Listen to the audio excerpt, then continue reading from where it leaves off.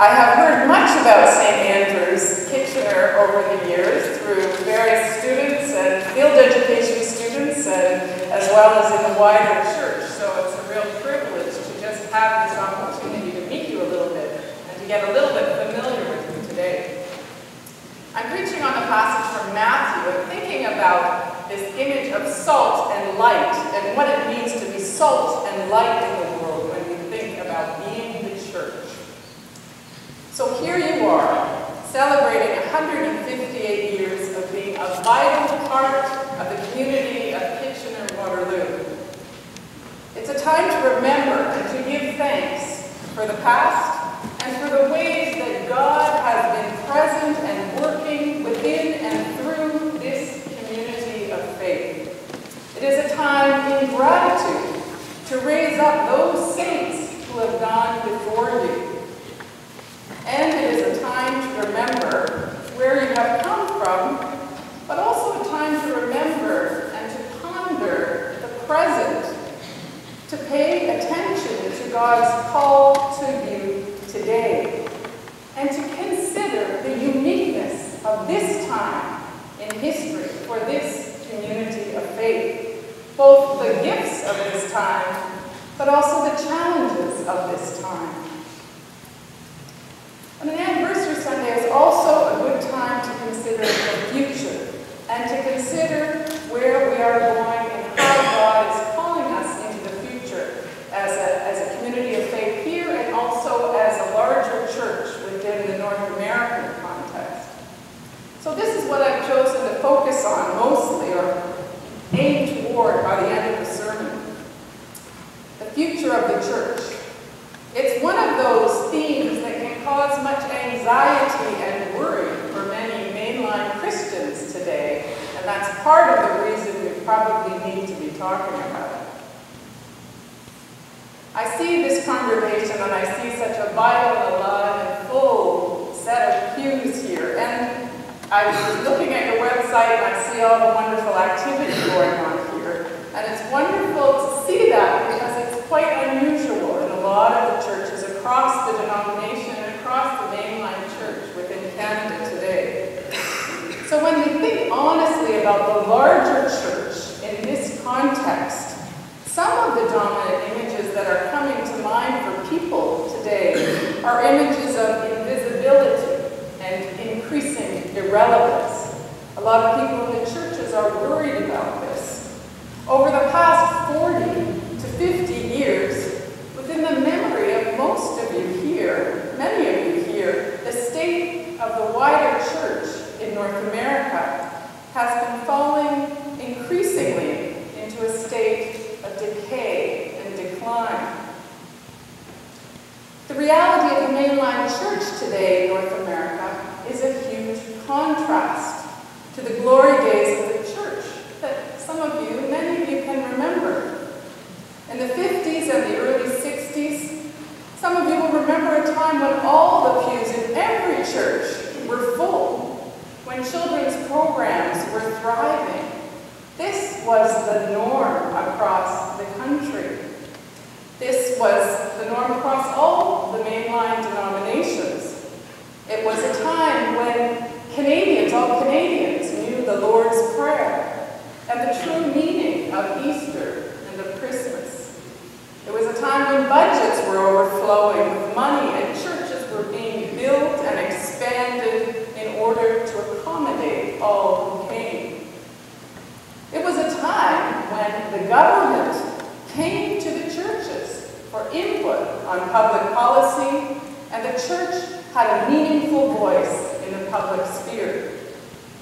It was a time when state ceremonies would be Christian ceremonies, including hymn singing, the reading of scripture, prayers, and the preaching of the word.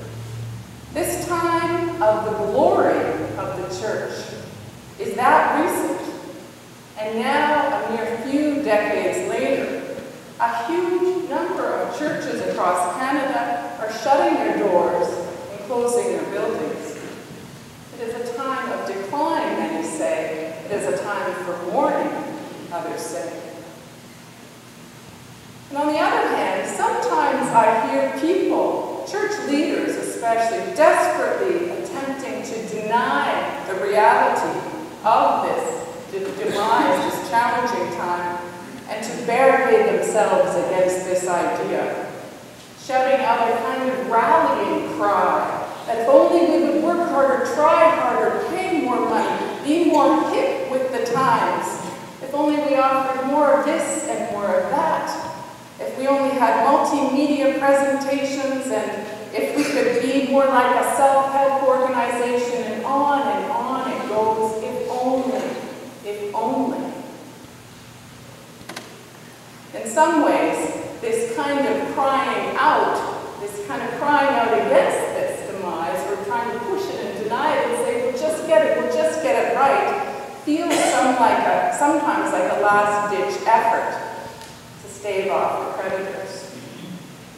So given this situation across the larger church, how are we to hear these words of Jesus that he put to his followers, and that the early church claimed and embraced as their own in understanding who they were as church in the larger world? These words from Matthew name the essence of what the church was at the time, before God and in the world. You are the salt of the earth. You are the light of the world. And when we read further in the passage, we also hear Jesus declare, salt that has lost its flavor is no longer good for anything, but is thrown out and is trampled underfoot. Light that is no longer bright is found smothered beneath a bushel basket, or something like that. So how are we to hear these words today? We might ask ourselves, when we look at the declining state of the larger church, is this what we are seeing? Has the church lost its flavor? Is this a kind of trampling underfoot that's happening? Well, perhaps you expect me to say no, but I want to work with this image a bit to see where it takes us.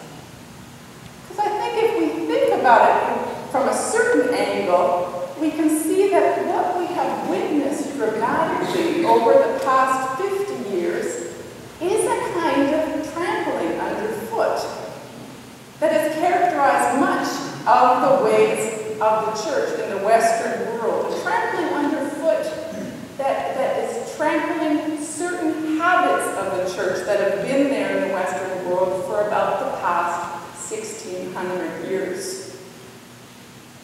What we have seen over the last 50 years is a kind of breaking of the church from its attachment to the world's way of doing things. I want to reclaim this image of trampling in an upside-down kind of way. But what do I mean by this? Historically, in the northwestern world, the church has been part of the powers of the world, part of the governance of the world's empires since about the 4th century. It was in the 4th century that the church went from being a collection of countercultural communities throughout the Roman Empire to being the church of the empire. That's a huge shift. It went from being a persecuted and a suffering church to being allied with the persecuting empires. First the Roman Empire, then the Holy Roman Empire, and then the empires of expansion, the Portuguese, the Spanish, the French, the English empires.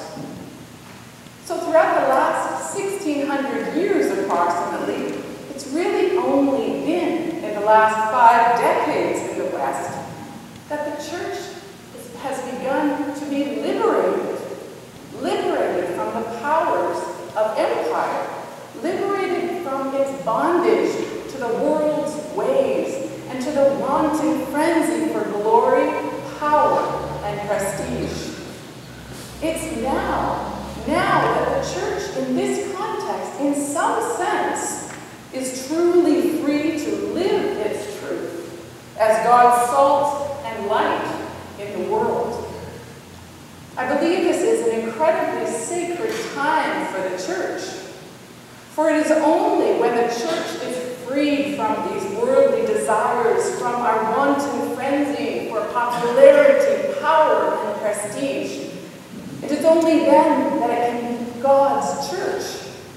And it's truly only as God's church that the church is salt and light in the world. Well, let's look a bit more closely at these images of salt and light to get a handle maybe on what Jesus is saying to his followers and what Jesus might be speaking to us today. In the passage, the images of light and salt are small in amounts but distinctive in character. Small and distinctive. It is precisely in their smallness and distinctiveness, however, that they make all the difference in the world. If either salt or light loses its smallness in relation to the rest, it also loses its distinctiveness and its purpose. So imagine with me baking 2 batches of muffins.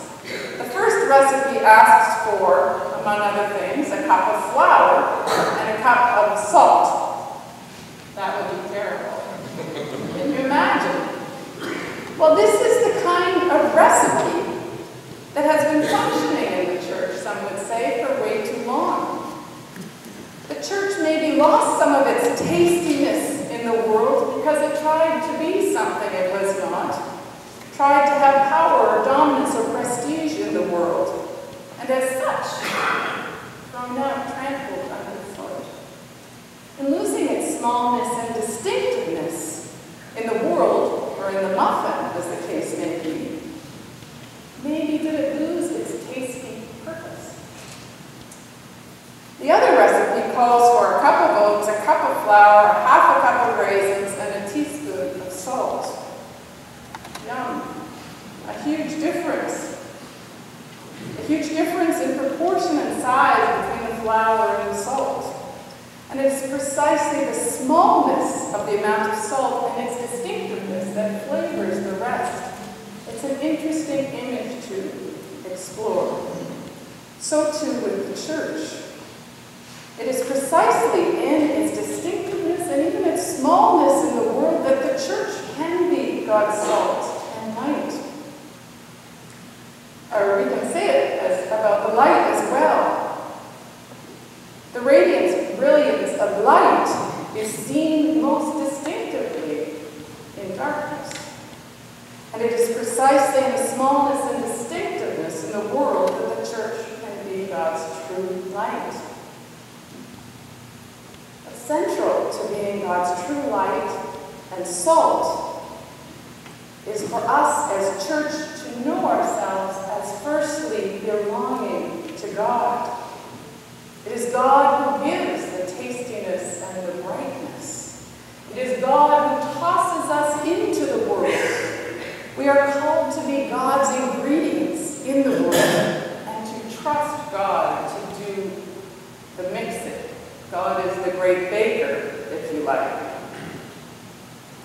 Well, what is the distinctiveness and the tastiness and the brightness? What makes us salt and light?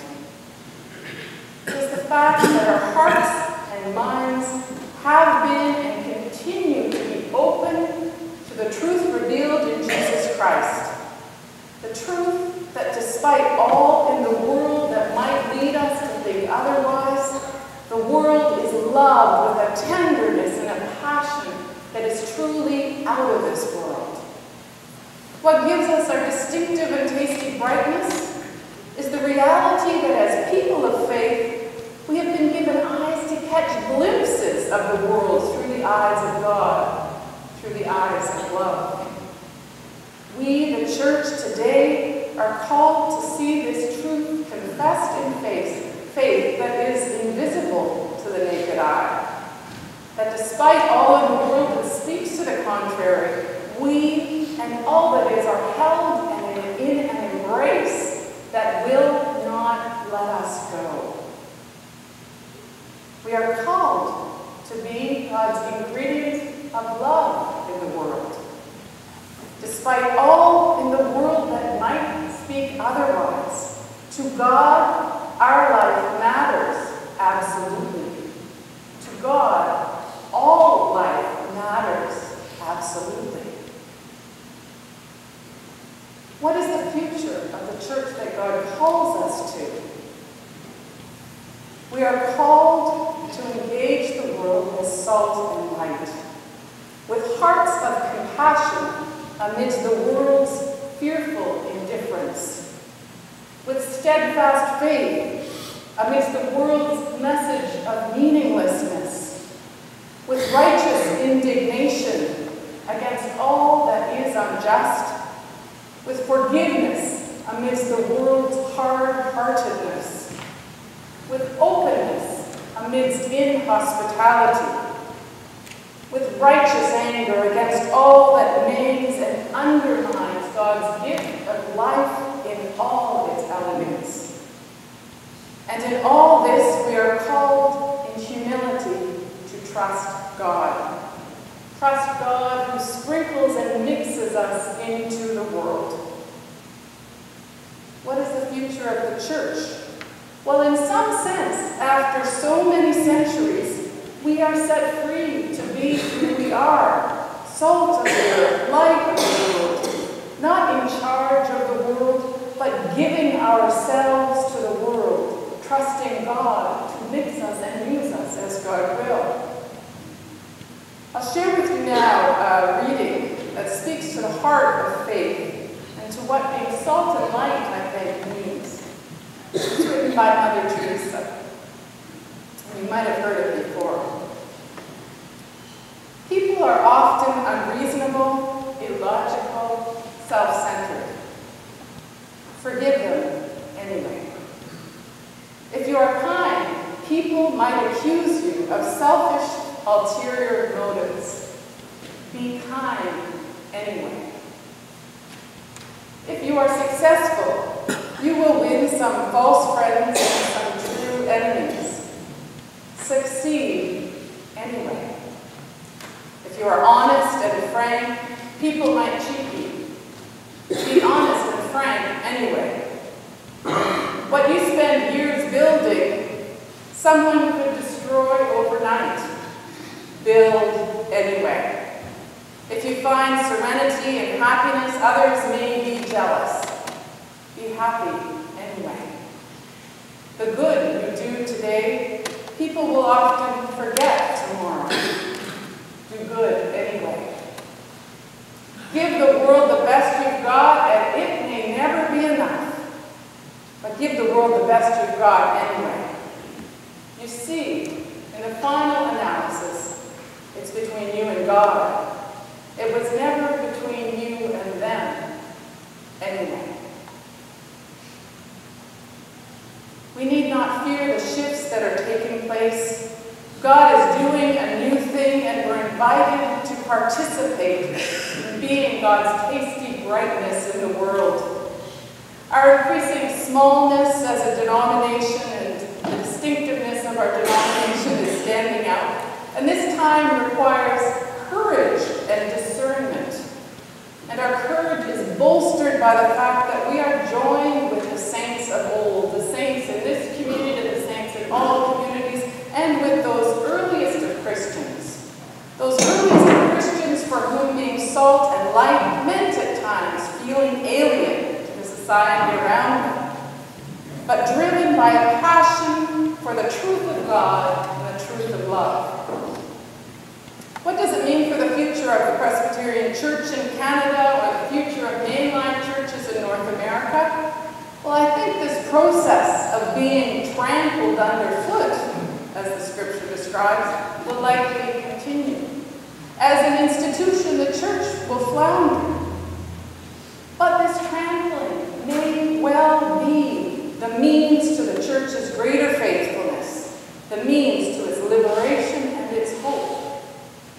You here at St. Andrews have had the privilege of experiencing the church's distinctiveness in the changing context here in Kitchener-Waterloo.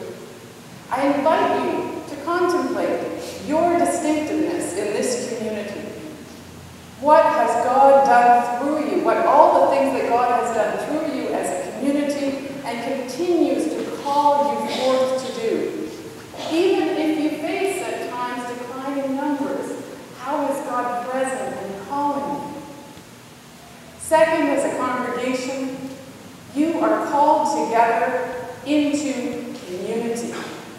This is a precious distinctiveness, this community gathered here in a world where people walk in desperate loneliness. You've been brought together to live out the possibility of God's love in this community, participating in both the highs and the lows of each other's lives. I urge you to celebrate and cherish this distinctiveness as a community of hospitality and care inspired by the Holy Spirit. Third, you are invited to receive your distinctiveness as a Christian community as a precious gift from God, one that enables you to act with boldness and creativity and courage here in your context. As a church, you have already ventured into all sorts of unknown territory in various ways over your history. Remember those times and let them embolden you. Dare to dream dreams and see visions for new ways of being church in the world, and to celebrate your faithfulness and continue to shake things up and be creative for the sake of the gospel. And finally, I invite you here at St. Andrew's Kitchener to pursue your precious and your prophetic distinctiveness in the wider church. I urge you to continue to boldly embody being the salt and light that you are in your context. For it is by such tasty brightness that this community may lead the wider church and world to behold anew its taste for salt and its longing for light. You are the salt of the earth. You are the light of the world. Thanks be to God.